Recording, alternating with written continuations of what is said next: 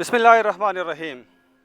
قدرمنو کتونکو سنګرخان ما په یو داسې معاشره کې اوسیږو چې که د بچو دپاره روزي پیدا کومه نو بیا مې هم څوک نه پرېږدي، او که نه پیدا کومه نو بیا مې هم څوک نه پرېږدي.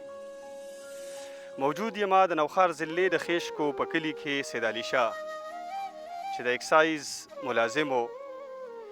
یو سحر را پاسې د څه خوبونه به یې لیدل چې نن ورځ به مې تېرېږي، کور ته به ټلیفون کومه، د کورواله سره به خبرې کومه، د پلار سره به خبرې کومه، د رور سره به خبرې کومه. خو هغه ته دا پته نه وه چې یو څو لمحې بعد به زما د دې دنیا سره رشته کټ کېږي او د همیشه لپاره په ما باندې د خاورو ډېری ودرېږي، او د هغه چا د لاسه چې صیبه معلوم به هم نه وي.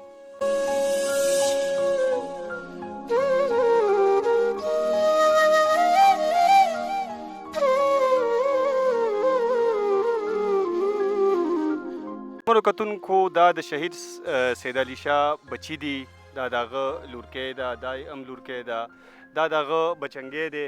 د دوی سره څو خبرې کوو. ګلابه څه نوم دی دی؟ جاسم علي شاه.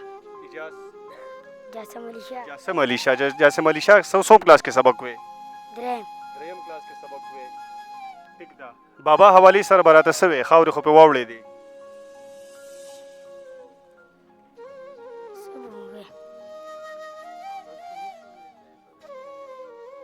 څه نوم دی دی؟ علي شاه. بابا چېرته لاړو؟ کور کې دی. قدرمنو تاسو د دې حالت کتلی شئ، د دې په بابا باندې په منونو خاورې د پاسه ولاړې دي. خو د علي شاه نه چې زه تپوس کوم نو هغه وایي بابا په کور کې دی.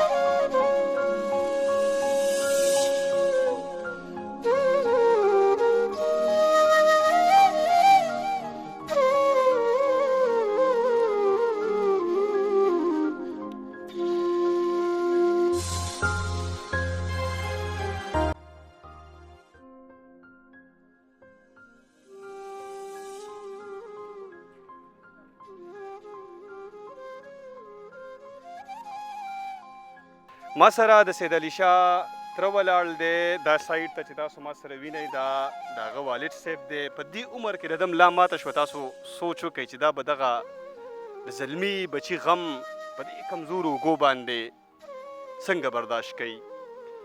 دا د هغه رور ولاړ دی.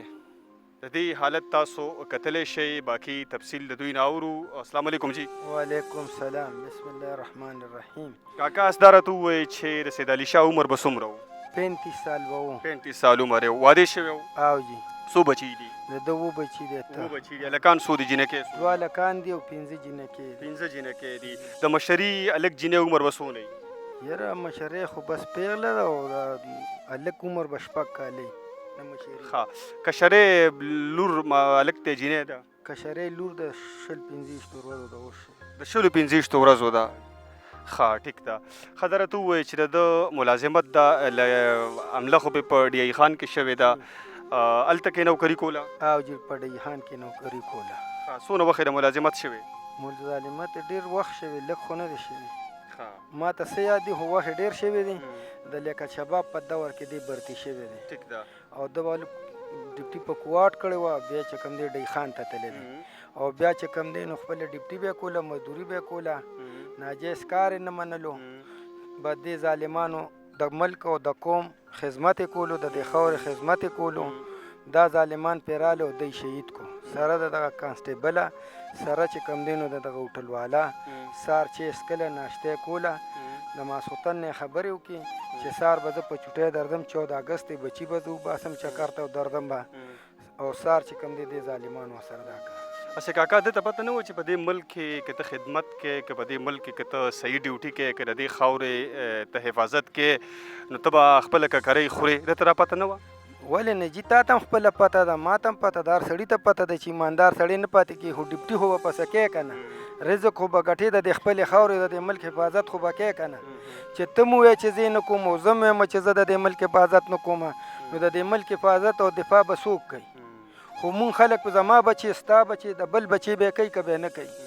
که زما بچي او ستا بچي دا خدمت پرېښود، د دې ملک دا دفاع یې پرېښود، خو دا ملک روان دی. دا ظالمان چې کم دی نو راپاسي او چې کم د ملک محافظي صحیح سړي ایماندار سړي هغه نه پرېږدي. ټیک ده کاکا خوشحاله اوسئ. محمد علي شاه څنګه لې خیر دی شکر دی. څنګه لې څه به ویل غواړې د سید علي شاه حوالې سره؟ به د ده باره کې به زه څه ویم ما خو چا سره څه دښمني نه وه. صحیح کو دا وخت را سره د شهید سید علي شاه یو رشته دار ولاړ دی د ده نه اورو چې دی څه خیال لري. ګرانه صاحب به څه به ویل غواړې؟ زما محترمو دا زمونږ د تره زوی و او دا ډېر ایمانداره او ډېر مینتسار سړی و او د رورۍ کې ډېر زمونږ مخکې و ده پسې زمونږ هر یو کس لکه اشکبار دي لیکن زمونږ حوصلې کمې نه دي زمونږ حوصلې اوچتې دي. مونږ خپل هم کسان په آرمي کې هم دي د ملک حفاظت کوي او اوس هم کوي بیا به هم کوي انشاءالله. او دا زمونږ ملک ته د دې مونږ خدمتګار یو چې دا ملک یې مونږ به وو چې مونږ ملک نه یو نو مونږ نه یو. دا ملک په مونږ باندې آباد ده مونږ د دې ملک مټ یو. دا خو یو شهید ده چې زمونږ نور الواد هم چې کوم غټېږي دا به انشاءالله د ملک خدمت به کوي. پاکستان زنده باد. خوشحاله قدرمنو کتونکو تاسو د دې جذبه وکتله یقینا چې د سید علي شاه په کور کې اوه بچي چای کې تاسو د ماشومان وکتل پته هم ورته نه لګي یتیمانان شو د پلار نه د سر نه د پلار دغه عظیم نعمت دغه سورې لاړې د پلار ملای ماته ده دلته کې د فضا یو ماتم دی خردي حوصلې تاسو اوس هم وګورئ هغه دومره بلندې دي چې که دا مونږ نه دا ریاست دا خاوره او دا ملک که نورې قربانۍ غواړي نو مونږ هغې ته هم تیار یو. یقینا دا هغه جذبه ده د دې خاورې سره دا هغه مینه ده چې دی د دې خاورې دا ګلستان په خپلو وینو باندې آباد ساتلی دی. الله دې وکړي چې دا جذبه د هر زلمي د هر ځوان د هر پلار او د هر رور او د هر د تره د بچي دا جذبه د دې ملک دپاره همدغه شانته کې قایم او دایم وي.